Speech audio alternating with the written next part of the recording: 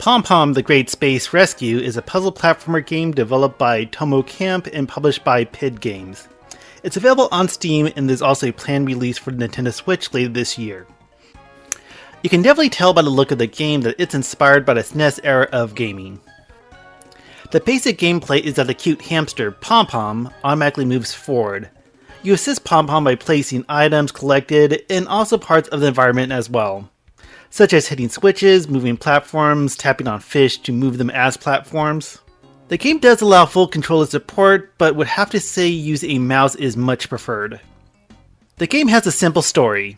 PomPom's owner finds gems, but because of that he's kidnapped by space pirate cats, and it's up to PomPom to rescue him. So while the setup and premise does feel silly, it also feels in line with a lot of SNES era games that can be like that too. So besides the look and presentation, I think this silly story of the game adds to this weird nostalgic feeling, which sounds kind of strange to say for a new indie game like this, but it feels like that's what it's going for. The gameplay does feel very original, but maybe something like this has been done before, I just can't think of any examples. Also, the graphic style allows you to choose between a pixel-like or a smooth-like look, so I think that's a nice little small touch to the game.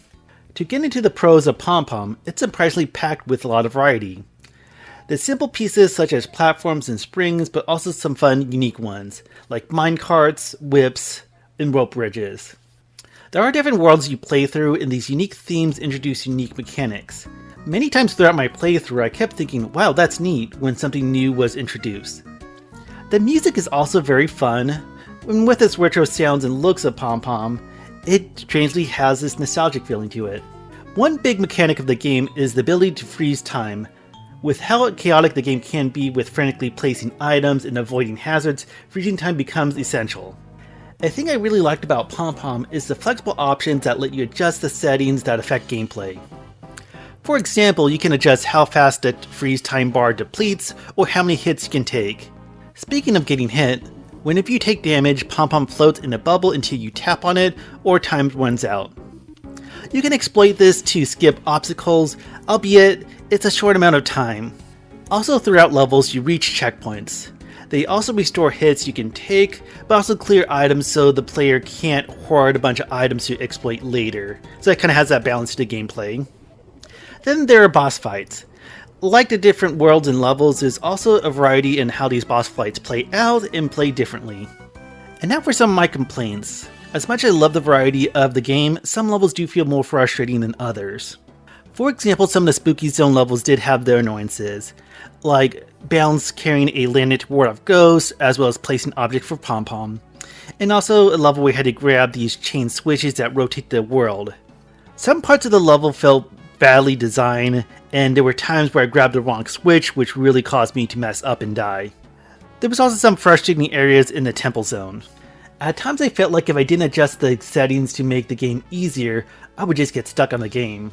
Also going back to replay it, at times I exploited some of the gameplay and it made some levels a lot easier, but also felt like I didn't play the level like it was meant to be played as. So I think that says something about the game's design. The boss fights are a fun inclusion, especially in a puzzle platformer, but are just okay. The boss fight in the Temple Zone was very frustrating because during this fight you're racing towards while trying to hit the boss. I hated this stage because one of the hazards were these lava waterfalls. Because I needed to go quickly move forward, I constantly got hit by these lava hazards, causing me to replay this level over and over and over. Besides a few frustrations with some level design, I find one of the biggest things that drag this game down is that it has very little replayability. Unless you really enjoyed a certain level, there's not much reason to go back and play a level you already beaten. I think one thing that can help is if the levels had like a score or ranking system. I can see that build motivation to earn higher scores, like speed running a level, using less freeze time, etc. that affect the score. Although the player can do that anyways, like set their own rules to play level, but having a score system would definitely help validate the player's effort, playing well with beating the level instead of just barely skating by and clearing it. Another big complaint I have are the collectibles. Each level has a certain amount of coins and a carrot that can be collected. The problem is they don't really do much of anything besides earning 100%, and the game doesn't even have achievements as well. So at first it seems like these collectibles are pretty much useless, but I'm glad I looked a little bit further online because I did see it was tweeted out back in May that they are adding 4 mini games that can be unlocked through the carrots that you collect through levels. As of this recording review, these mini games haven't been released yet. One criticism is that I kind of felt like these games should have been completed first. I kind of felt like PomPom was a little bit incomplete, unfinished, especially if someone who bought the game upon release, you can miss out on these updates about these mini games and you can just assume the collectibles are useless without realizing later on that, hey, you can unlock additional modes. One solution that I had regarding these collectibles, such as coins, is if the game had additional content that you unlock, such as color swaps or even skins of different characters, as well as new game modes, which sounds like it's in the work. Especially with these coins, they just feel pretty much useless unless you have motivation to actually grab them. I'm not sure what the 4 additional modes that they are planning on. Besides on Twitter, it looks like there's a surfing game involved, but I kind of wish it would add additional modes like an arcade-style score attack based on some of the game's mechanics. I think that can definitely help out with replayability. For example, they can implement endless modes based off some of the game's mechanics like the minecart, the chili pepper, the whip. Even something like a boss rush mode would be fun to play. I can see these ideas being implemented with future updates of the game, and release know that 4 mini-games are planned to be included at a later date. I would admit having a level score system is a bit much to ask for, but things like these score attack mini-games as well as unlockables including character cosmetics are definitely doable.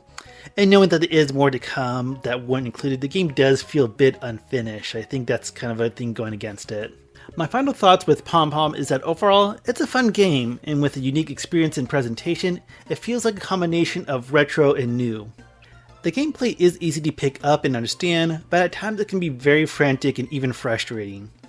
What really brings down this game is its lack of replayability and motivation to fully clear levels, since at the time of this review, collectibles are borderline meaningless. However, there are future plans to add at least 4 mini-games that can be unlocked by these collectibles, giving them more meaning, but I kind of wish that would have been included when the game was released. I would rather than push back the game's release to include these mini-games because it feels unfinished now at this time of this review and playing it at first, especially if people who check out the game early might miss these updates and kind of move on to a different game, especially if these mini-games can add a lot more value to the game, especially with replayability. If you're checking out the gameplay and screenshots of PomPom and it doesn't really appeal to you, it's not going to win you over, and you should honestly just pass on it in my opinion. If this game does interest you, I would say it's definitely worth checking out. Although the game does feel lacking in its missed potential, it's still a very fun and unique game to play, and with future updates adding new mini-games, we'll have to wait and see how this game builds upon itself. If I were to give the game a score at this time, I would say it's a 7 out of 10. Possibly with future updates and mini-games, it could be a much better game, but it's a definitely fun experience nonetheless. Thanks so much for checking out my review for PomPom. The best way to support me and the channel is to like, comment, and subscribe. And also let me know in the comments below what you think about this game, whether you played it, if it interests you. We'd love to hear it. So y'all take care and have a good day.